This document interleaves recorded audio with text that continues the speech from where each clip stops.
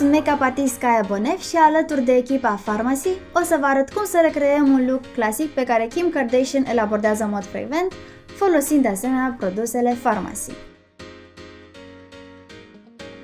După ce în prealabil mi-am pregătit tenul, l-am demachiat, tonefiat și hidratat, o să mergem la pasul următor și anume primerul.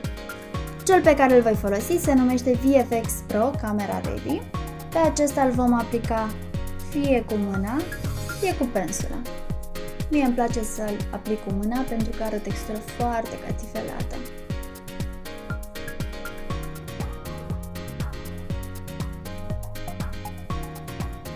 După aceasta o să revenim cu fondul de ten. Am ales fondul de ten din aceeași categorie, tot VFX Pro Camera Ready, nuanța 02. Pentru aplicarea fondului de ten voi folosi atât pensula cât și burețelul. De asemenea, fondul de ten poate fi aplicat chiar cu mâna, dacă doriți. Aplic un prim strat cu pensula. De menționat este că acest fond de ten poate fi construibil. Adică, pot să aplic un strat de fond de ten. Dacă nu-mi place, să zic, acoperirea pe care acesta mi-a creat-o, pot să mai revin cu încă un strat. Același lucru o să procedez și eu, după ce am aplicat un prim strat cu pensula, revin cu un alt strat aplicat cu burețelul. Burețelul să fie din latex, puțin umezit înainte și stors bine. Și prin mișcări de tapătare. Următorul pas și cel mai important în crearea look-ului lui Kim Kardashian este contouring-ul. O să abordez două tipuri de contouring, atât cel cremos cât și cel solid de tip fard. Cel cremos arată astfel, sub formă de stick, iar cel solid tip fard se numește paleta Face Sculpting Palette. Avem 3 nuanțe, de la cel mai închis la cel mai deschis. O să le folosesc pe amândouă. Pentru contouring cremos am două nuanțe, una mai închisă și una mai deschisă, pentru umbrire și luminare. Zonele de aplicare, de umbrire, sunt sub pomete, numit și osul zigomatic, sub pomete, linia firelor de păr pe frunte, aripile nasului, sub mandibulă, iar dacă dorim să creăm iluzia unor buze mai mari, putem să aplicăm exact pe conturul lor. Zona de iluminare va fi în zona cearcănelui, centrul frunții, pe podul nasului, bărbie, și zona dintre mandibulă, osul zigomatic, sub pomete, după care blenduim nuanțele. Blending-ul la fel se poate crea fie cu pensula, fie cu burețelul. Este important să blenduim foarte bine, astfel încât să nu creăm pete. După care revin cu burețelul, pe care l-am folosit și la fond de ten, astfel încât să întrepătrund nuanțele între ele.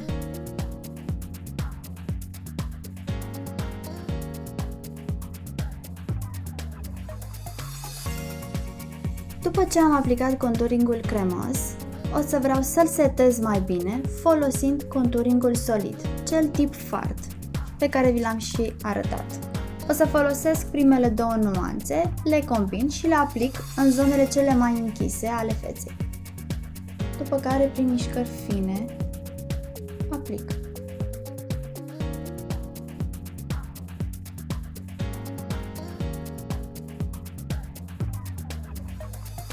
Urmează să setez acum și centrul feței. Pentru centrul feței o să optez cu această pudră transparentă.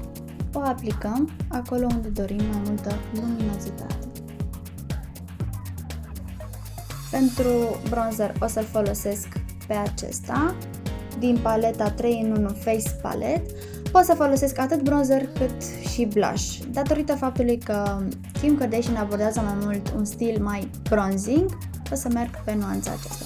Bronzingul îl aplicăm, cum conturingul l-am aplicat sub pomete, acesta îl vom aplica fix pe pomete.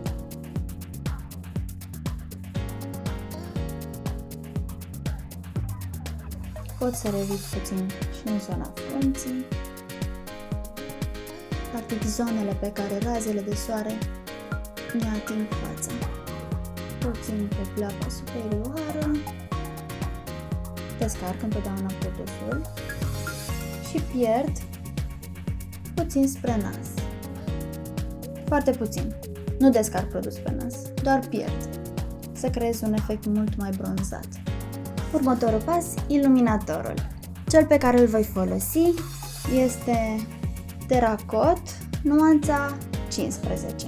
Pe acesta îl vom aplica în punctele cele mai înalte ale feței, cum ar fi deasupra bronzerului, locurile unde îl mai pot aplica sunt deasupra buzei superioare, fix pe contur, podul nasului, vârful nasului, dacă este cazul, centrul frunții, foarte puțin. Atenție! Dacă aveți un ten gras, este bine ca zona aceasta să o evitați, să nu potențeze și mai mult efectul de ten gras. Deci e indicat iluminatorul să nu-l folosiți în această zonă, inclusiv pe bărbie, că și acesta este un punct unde avem glande sebacee și va străluci foarte tare. Pentru un plus de intensitate a iluminatorului, o să-l folosesc pe acesta din paleta 3-in-1 Face Palette.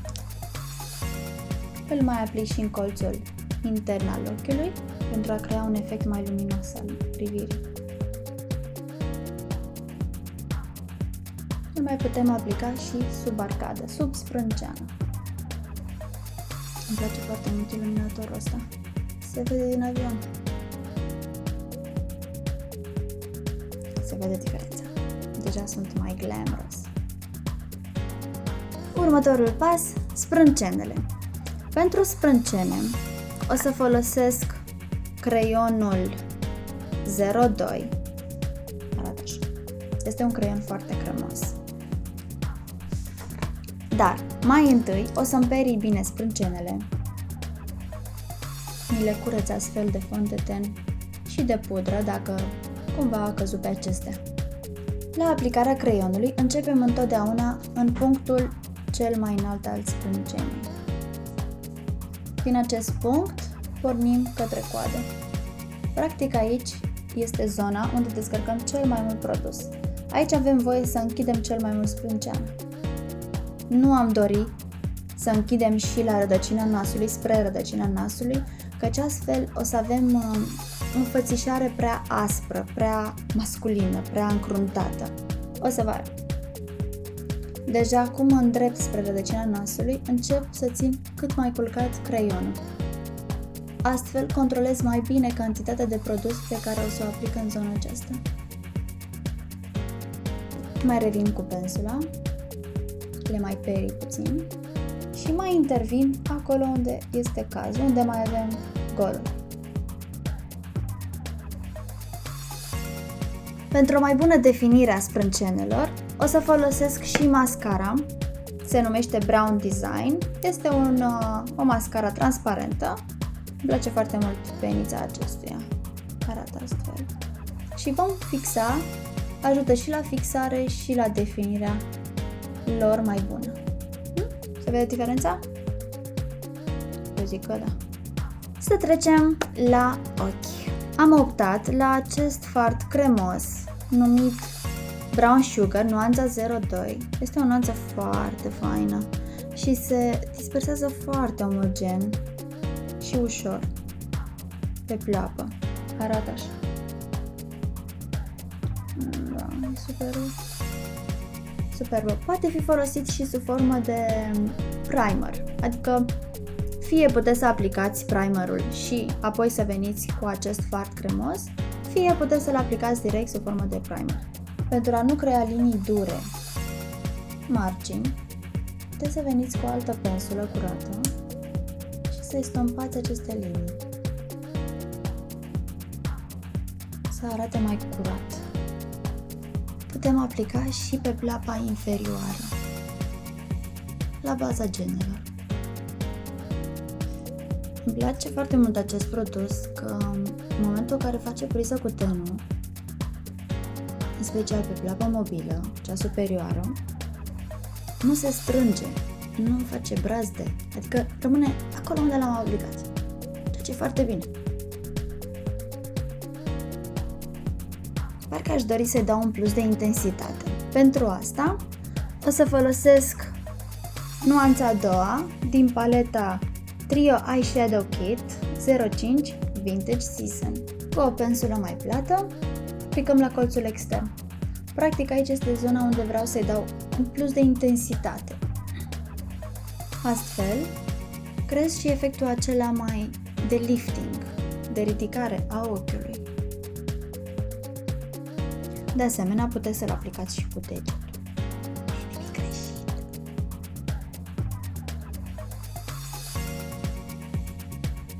La fel aplic și pe plapa inferioară.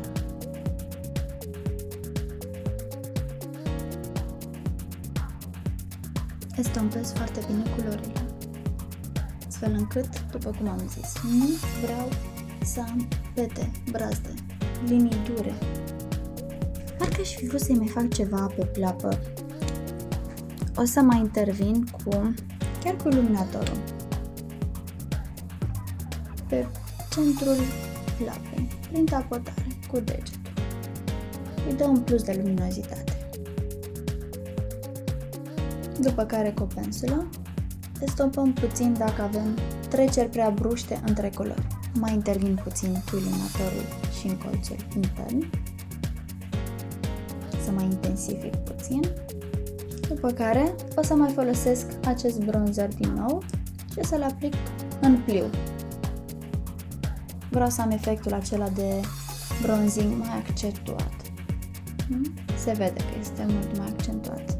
O să folosesc creionul 04. Este un creion waterproof de ochi. O să-l folosesc pe acesta la baza genelor superioare, mai exact în colțul extern al ochiului, puțin cât să-mi creez un efect mai de volum al genelor. Important este când folosim acest creion, fiind waterproof, face priză foarte repede cu tenul și trebuie să ne mișcăm rapid să-l blenduim. Astfel, evităm să facem urme. Se vede diferența. Dacă îmi doresc un plus de strălucire în zona centrală a plapei, cum v-am arătat cu acel iluminator, pot să mai intervin. Îmi place foarte mult acest produs. Este un glitter eyeliner. Să vă arăt un truc. Pun puțin pe mână, cu degetul, controlez să nu am foarte multă cantitate de produs. Dăm un efect așa mai umed și mai strălucitor. Următorul pas, mascara. O să-l folosesc pe acesta Star Look. Îmi place foarte mult această mascară. Cam așa arată penița. Îmi place că dă atâta lungire cât și volum, iar mai ales pentru efectul acela mai pisicos, pe acesta vă sfătuiesc să-l folosiți. Întotdeauna încep de la colțul extern al ochiului, prin mișcări de zigzag, spre interior. Cu partea mai îngustă o să aplic și pe genele inferioare. Dacă se întâmplă să descărcați foarte mult produs pe gene, reveniți apoi cu pensul acesta și luăm surplusul.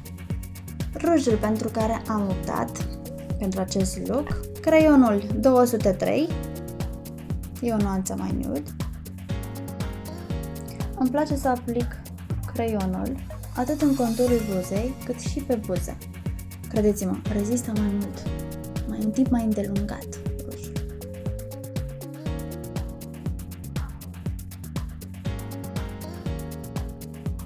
Iar peste creion o să aplic BB Matte Lipstick, nuanța 01.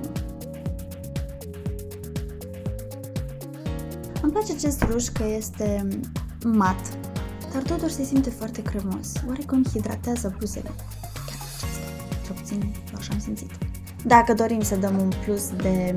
avem efectul acela de buze mai pline, mai glossy, o să folosesc acest Lip Plumber. Este transparent, nu o să-mi afecteze nuanța rușului. Miroase foarte bine. Pentru încheierea machiajului o să folosesc un spray de fixare și anume Time Locker Fixer Spray. Agităm și pulverizăm la o distanță de 20-30 cm pe întreaga față. Acesta este look-ul final. Vă invit să reproduceți și dumneavoastră folosind produsele Farmacy. Vă pup!